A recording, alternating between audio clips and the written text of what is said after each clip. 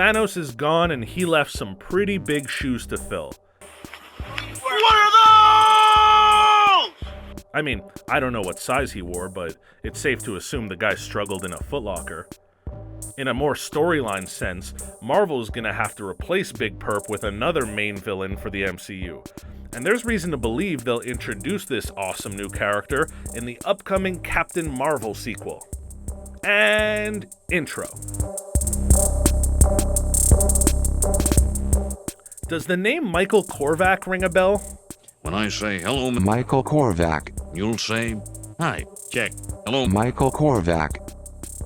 While that may sound like an orthodontist or maybe an insurance salesman, it's actually the name of one of the most powerful villains in Marvel's comic book history. Often called the Enemy, or simply just referred to as Korvac, he was first introduced to readers in 1975's giant-sized Defenders No. 3. While Korvac might sound like the name of a cheap brand of vacuum cleaners, he's actually a dimension-hopping villain with godlike powers who wants to turn Earth into a utopia.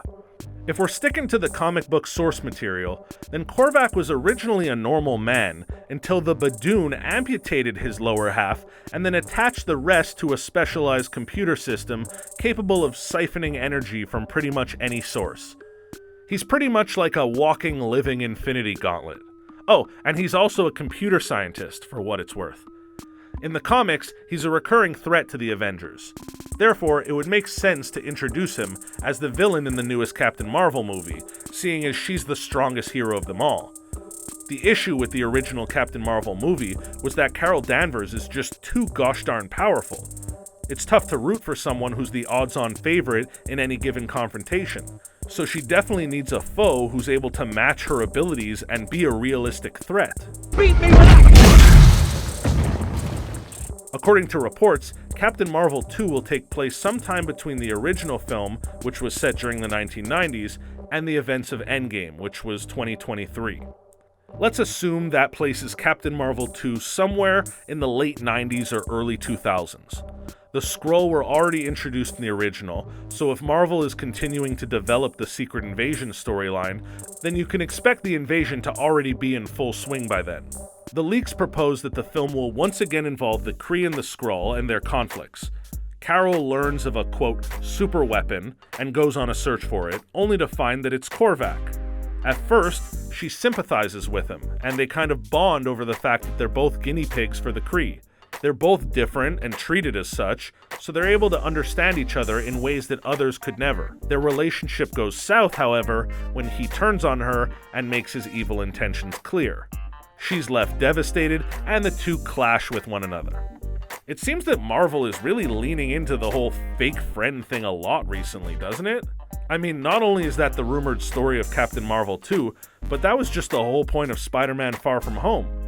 Peter thought he made a new friend who he could trust in Mysterio, only to get stabbed in the back by someone who was a villain all along.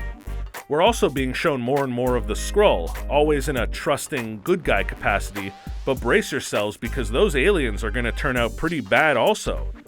Heck, even Norman Osborn is rumored to make his introduction into the MCU as a helpful, positive guy, only to pull the rug out from under us. What? Speaking of Norman Osborn, he too plays an important role in the future of the MCU. You see, Marvel's in a tough spot at the moment. The Infinity War saga is completed and they're back at square one. It's a clean slate on which they can do whatever they want and tell any kind of story they'd like, which is both exciting and challenging because, I mean, where do you go after Thanos? They spent a decade building up the most awesomely powerful villain you could imagine, so now that that's over and done with, what happens now? Well, it looks like they're taking things in two directions. What? Yep, you heard that right. On the ground level, you'll have Norman Osborn on Earth, being all mischievous and devious and helping the Skrull pull off the secret invasion. And at the same time, they'll have Michael Korvac as the space-bound galactic threat.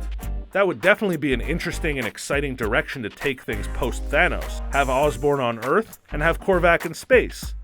The Earth heroes like Spider-Man and Black Panther will deal with their side of the mess, while the more universal heroes like Captain Marvel and the Guardians of the Galaxy will have Korvac to deal with. I'm sure both storylines will play into one another in some capacity as well, Besides, the whole Norman Osborn / Green Goblin story has been told on screen before. There's no doubt that Marvel would make it compelling and find new and innovative ways to tell it, but adding a second element to the mix definitely keeps things fresh. While Osborn plays the good guy and bides his time while gaining more political and economic power, Korvac can pose the more imminent threat. So not only will Korvac be the villain in the next Captain Marvel movie, but that's simply the vehicle in which they'll introduce him. After that, he's likely to stick around in the MCU for quite some time and pose a much larger threat than simply one movie can handle. All of this ties in perfectly with the rumored Secret Invasion storyline that they're planning for Phase 4 and Phase 5. For those unfamiliar, the Secret Invasion story from the comics involved alien Skrull coming to Earth and taking over the bodies and personalities of several of Earth's top heroes and positions of power, all under the radar over the span of several decades. If that's the route the MCU is taking, which it appears like they are, then the invasion probably already started. We've seen the Skrull, we've heard rumblings of Osborn, and with the introduction of Korvac as the main galactic threat, the whole thing will finally start to take shape. According to several trustworthy leaks, Korvac won't be too strong in his debut, but will grow more and more powerful as he becomes one of the MCU's main villains.